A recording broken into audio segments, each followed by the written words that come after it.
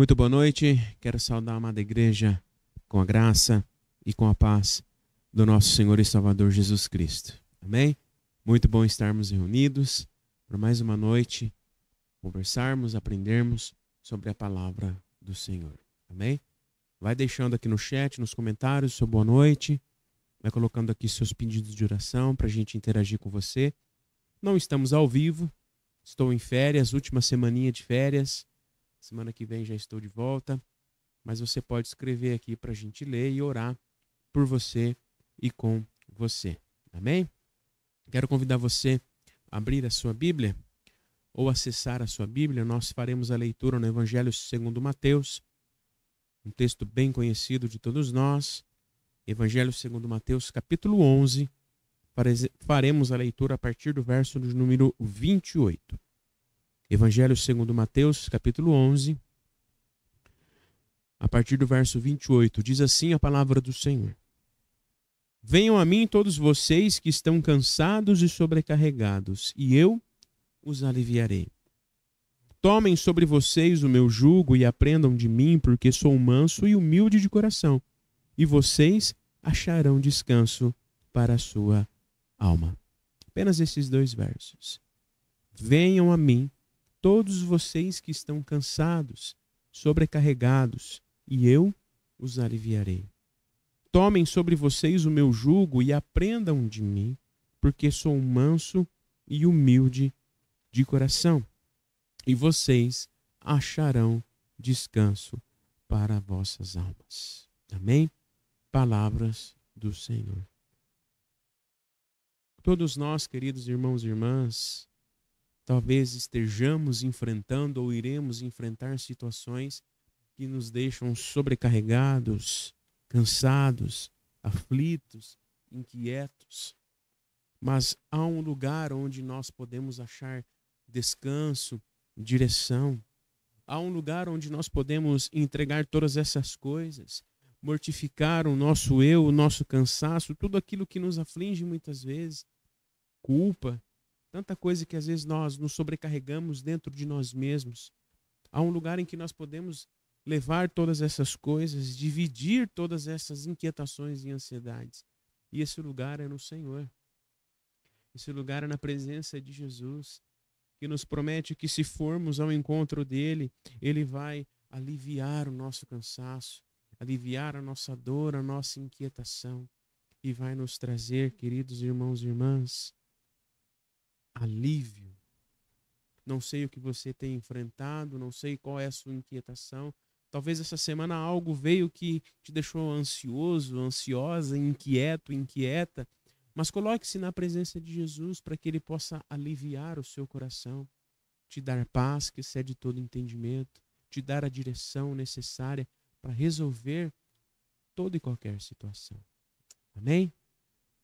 Quero convidar você a baixar a sua cabeça, fechar os seus olhos, para juntos buscarmos a presença do Senhor e orarmos, pedindo a direção do nosso Senhor sobre as nossas vidas. Amém? Oremos.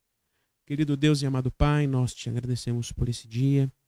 Te agradecemos, ó Pai, porque Tu és fiel, Tu és soberano, Tu és aquele, Senhor, que tem todo o poder, e nós nos colocamos humildemente diante da Tua presença, Senhor. E agora, ó Pai, nós queremos entregar as nossas vidas diante da presença do Teu Filho Jesus. Aquele que nos promete, ó Pai, nos aliviar diante de sobrecargas emocionais, diante de inquietações, ansiedades, diante de cansaços que nós, porventura, venhamos a experimentar. Ó Pai, o Senhor conhece cada um dos Teus filhos e filhas aqui, cada coração, ó Deus.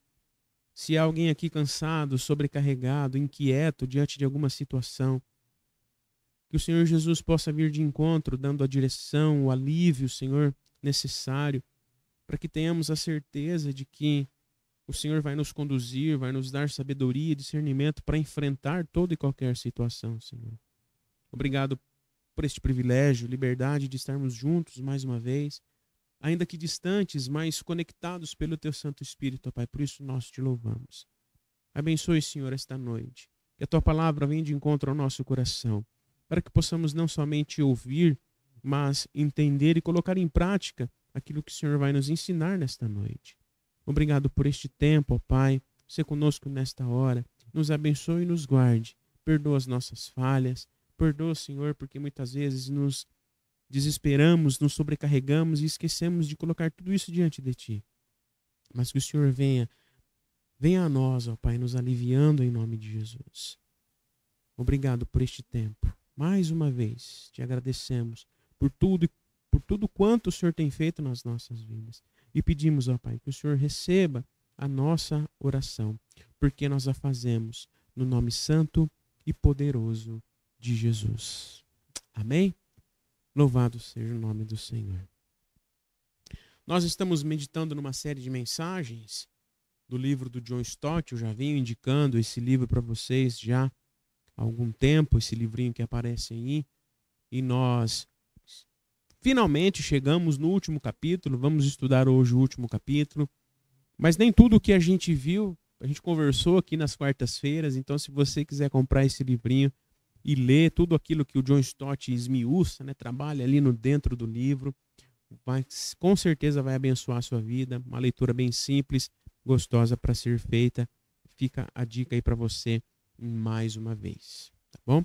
Então, como eu disse, nós iremos olhar então para o 8º capítulo, o último capítulo, e nós iremos falar hoje sobre algo que, de certa forma, nos auxilia a viver todas as outras características que nós vimos até então. A gente falou sobre inconformismo, a gente falou sobre a nossa semelhança com Cristo, a gente falou sobre buscar a maturidade, a gente falou sobre o cuidado com a criação, a gente falou sobre a simplicidade, sobre equilíbrio, sobre a dependência, né, a obediência ao Senhor semana passada, e hoje nós iremos falar sobre algo que, de certa forma, como eu disse, nos auxilia a viver todas as outras características se a colocarmos em prática, que é a morte.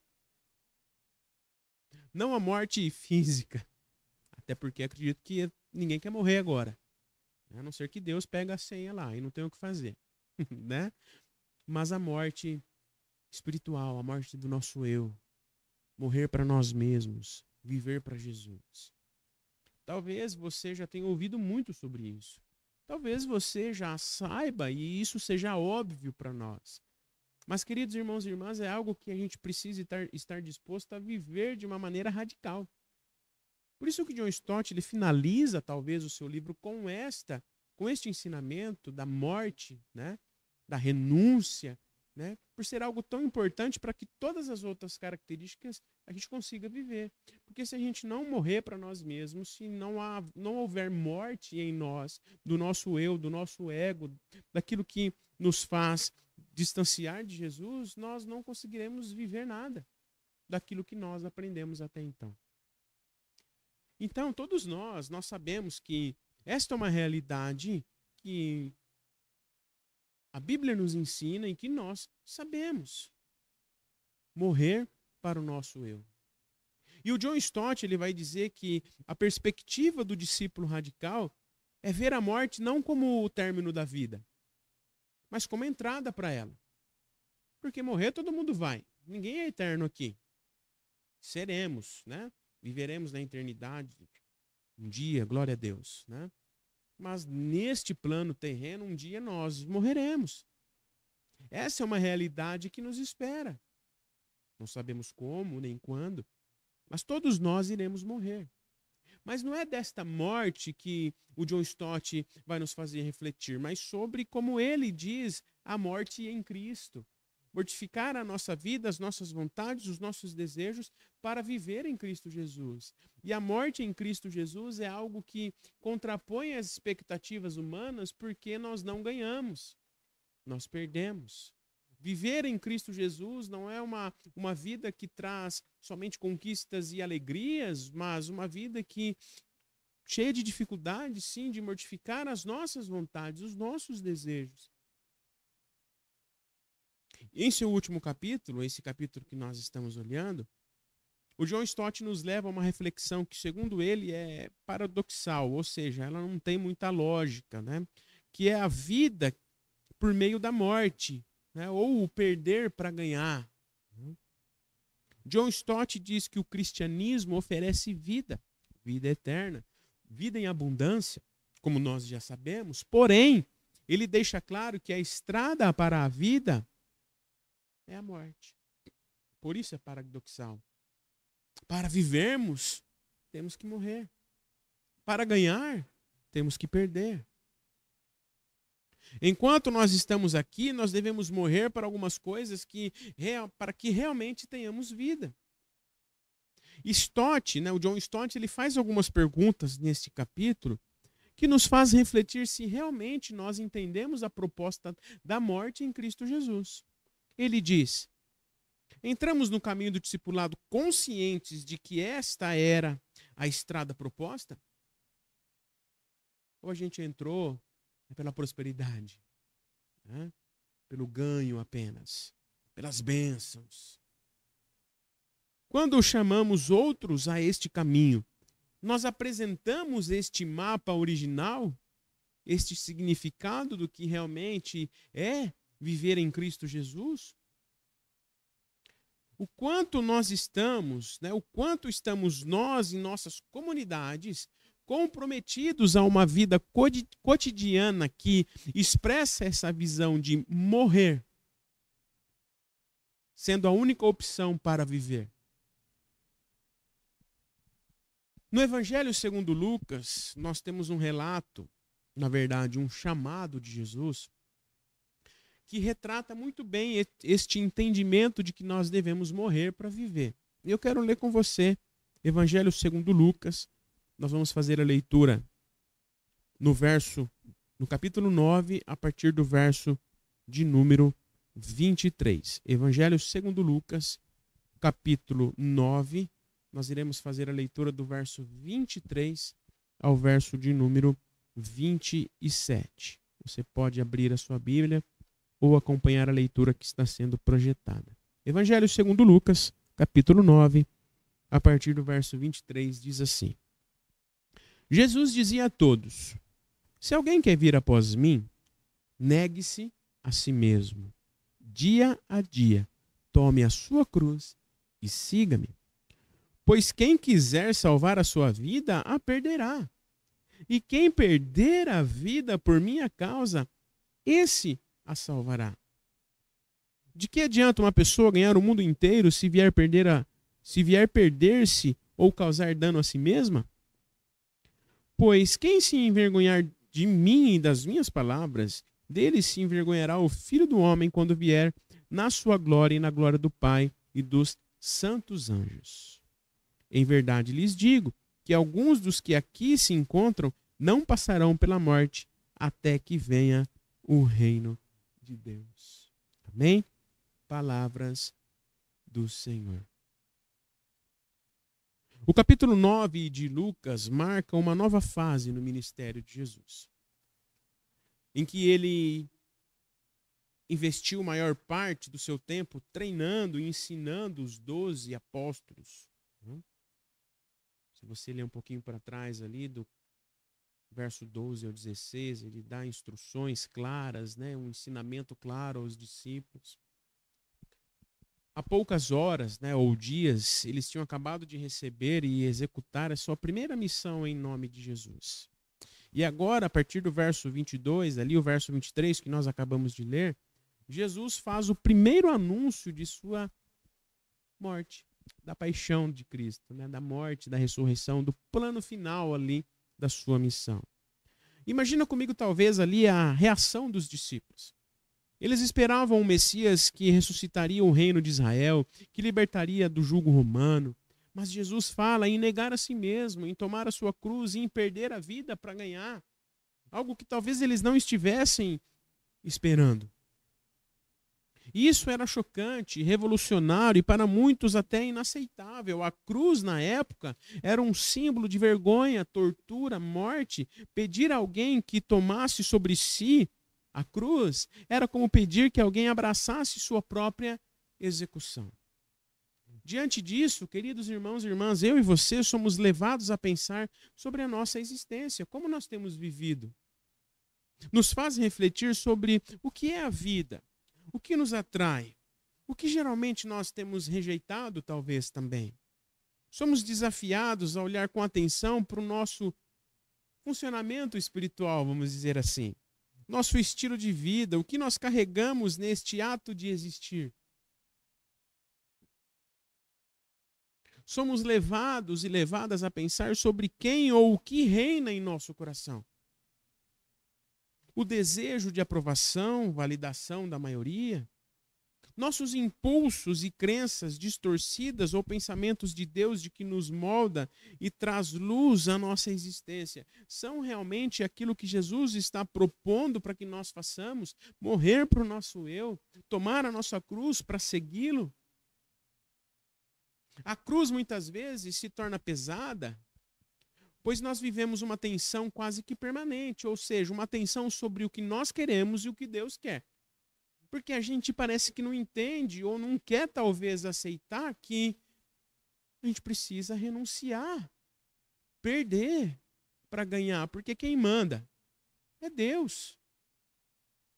Ele é o Senhor das nossas vidas. Cristo é o cabeça da igreja. Nós vivemos uma tentação contínua de atender às nossas fantasias de poder, sucesso, suposta segurança em coisas da vida, ao invés de confiar e deixar que Deus nos conduza na sua soberana vontade. Ser discípulo de Jesus tem a ver com abrir mão, ou renunciar, com saber que é possível, mas não é conveniente muitas coisas. Tudo é lícito, mas nem tudo convém. E que não são mais os nossos desejos contaminados que dirigem as nossas vidas, mas Cristo Jesus, nosso único e suficiente Salvador. Ele deve tornar-se prioridade para a nossa vida, assim como tudo que ele nos ensinou e nos mostrou em vida e nos deixou em sua palavra.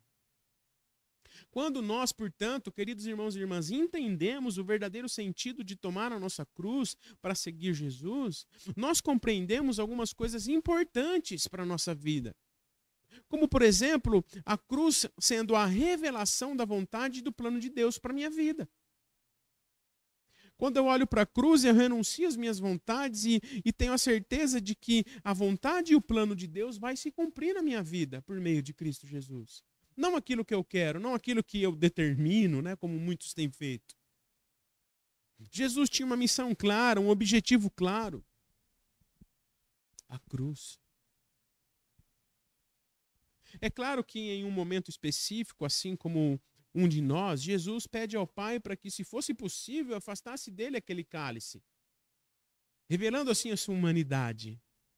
Mas ele termina esse pedido de uma forma contundente ao qual nós devemos fazer diante de qualquer situação que venhamos a enfrentar. Contudo, não seja feita a minha vontade, mas a tua vontade, Senhor. Mas será que eu e você realmente entendemos que o sentido da cruz, tomar a nossa cruz, morrer, é estar disposto a viver a vontade, o plano de Deus para a nossa vida? Jesus precisa deixar claro que o caminho não é agradável e atraente o tempo todo para os seus discípulos. É difícil. Forças opostas lutam o tempo todo dentro de nós, inclusive. Quem quiser algo mais tranquilo, uma estrada ampla, uma porta larga, a direção é outra, mas Jesus logo explica que isso conduz a nossa vida para a destruição. Quem quiser viver as suas vontades, viver de acordo com aquilo que acha, ou de acordo com aquilo que alguém fala, pode viver. O caminho é largo, mas leva à destruição. O caminho que leva à eternidade, ele é estreito. É preciso renunciar muitas coisas nas nossas vidas para vivermos, portanto, a vontade e o plano de Deus para a nossa vida. Amém? O real sentido para a minha existência, para a sua existência, não é mais o que a sociedade, né, que as pessoas estabelecem como valor para nós, mas aquilo que Cristo Jesus estabelece como valor para as nossas vidas. Então, tomar a nossa cruz, morrer, queridos irmãos e irmãs, para termos vida, é ter a ciência de que nós devemos viver a vontade e o plano de Deus para a nossa vida. Amém? E mesmo parecendo óbvio, tomar a nossa cruz, além de ser a revelação da vontade de Deus e o plano de Deus para a nossa vida, é a revelação de uma nova vida. Óbvio, nós sabemos que em Cristo Jesus nós morremos e temos assim uma nova vida. Posso eu voltar para o ventre da minha mãe para nascer de novo? Não. Mas nessa nova vida, hoje e agora, diante dessa vida que eu ainda vivo, eu vivo uma nova vida ao mortificar as minhas vontades, morrer para o meu eu, tomar a minha cruz. Então eu preciso entender que a presença de Jesus na minha vida é uma revelação constante e diária de uma nova vida ao qual eu tenho que viver. Uma vida que sabe se identificar com o sofrimento, transformando algo até então vergonhoso em símbolo de um amor único, como Jesus fez com a cruz. Tomar a cruz é entender a nova vida que Cristo nos dá e transformar as dores, as tragédias, as inquietações que nós vivemos em demonstrações práticas de fé, de resiliência, de coragem, de amor, transformando esses sofrimentos em testemunhos de fé, transformando a realidade das nossas vidas para que muitos possam ver em nós o agir de Jesus. Uma vida transformada e ressignificada na presença de Jesus. John Stott ele vai dizer para nós que ainda há uma marca de dúvida sobre o sofrimento humano. Mas sobre ela nós colocamos uma nova marca, a marca da cruz de Cristo. Porque viver uma nova vida, essa é a condição de ser um discípulo radical de Jesus. Renunciar a si mesmo, queridos irmãos e irmãs, é algo radical para nossas vidas e precisamos estar enraizados, ligados na videira, como vimos semana passada. É um descentramento, um desligamento da nossa própria vida. Uma libertação de si mesmo, que nos leva a não viver mais agarrados nos medos que bloqueiam a nossa fé, mas ligados em Cristo Jesus. E essa nova vida, ela é evidenciada quando nós renunciamos, quando nós abrimos mão de nós mesmos. A nova vida que Cristo oferece tem a ver com o crer e confiar e renunciar ao nosso eu a cada dia. E isso a gente sabe. Não é novidade para você isso aqui que eu estou falando hoje. Não é novidade para nós o que John Stott traz no último capítulo do seu livro para nós. Mas é justamente isso que ele quer trazer para nós, de que isso exige coragem, é radical para nós viver isso. E muitas vezes nós falhamos, sejamos sinceros. É no dia a dia, no cotidiano que nós somos desafiados a nos crucificarmos com Cristo Jesus, a morrer para o nosso eu. É diante da rotina, das seduções diárias, do tempo ou falta de tempo, do medo, das riquezas e tantas outras coisas que gritam para nos distanciar de Jesus, que nós temos então que ir em direção à cruz e renunciar o nosso eu. Amém? O convite de Jesus para nós é para que nós possamos segui-lo. Isso vem com uma consciência de tomarmos a nossa cruz, morrendo assim para o nosso eu. Uma das características principais do discípulo de Cristo, do discípulo radical, é a vida crucificada. Cabe, portanto, queridos irmãos e irmãs, a cada um de nós, disposição, coragem, para vivermos de fato uma vida na forma da cruz. Será que estamos mesmo dispostos? Se olharmos para as nossas vidas diariamente, será que nós temos morrido para o nosso eu? Ah, pastor, eu frequento a igreja, eu sou... Mas será que no dia a dia, nas coisas simples aí da vida, coloca a mão na consciência? Será que diante de uma discussão em família, será que diante de algumas situações da vida, a gente tem mesmo manifestado uma nova vida? Será que nós temos realmente renunciado à nossa humanidade falha para que a presença de Cristo se manifeste através de nós? Não é fácil, mas que o Espírito Santo nos ensine a viver na presença de Jesus morrendo para nós mesmos e vivendo para Ele todos os dias. Amém? Como eu te avisei no início, não sei se você chegou aqui depois, nós não estamos ao vivo, eu ainda estou de férias, última semaninha de férias, passa rápido, daqui a pouquinho, semana que vem eu estou de volta. Mas você pode escrever aqui no chat, nos comentários, seu pedido de oração para a gente ler aqui e orar com você também, tá bom? Desejo a você um ótimo restinho de semana. Final de semana temos a nossa Escola Bíblica Dominical, a celebração normal também. Então nós esperamos você aqui com a sua família. Amém? Vamos orar? Encerrando assim o nosso encontro. Obrigado, Pai. Obrigado por mais uma vez nos relembrarmos a importância de tomarmos a nossa cruz, morrer para o nosso eu, para que Jesus continue sendo glorificado através das nossas vidas. Enfrentaremos desafios, enfrentaremos inquietações, enfrentaremos muitas coisas, para que possamos relembrar de que Cristo Jesus vive em nós. Pedimos que o Senhor nos ajude e nos ensine a cada dia a identificar, Senhor, por mais simples que sejam as situações, a identificar aquilo que muitas vezes rouba o teu espaço no nosso coração. Consagramos e entregamos cada um dos teus filhos e filhas aqui. O Senhor conhece cada um deles, cada vida aqui, ó Pai, e nós pedimos a tua unção, a tua direção sobre cada um em nome de Jesus. Abençoe os nossos irmãos e irmãs que estão enfermos, acamados. Sê com eles também, ó Pai, de uma maneira especial, em nome de Jesus.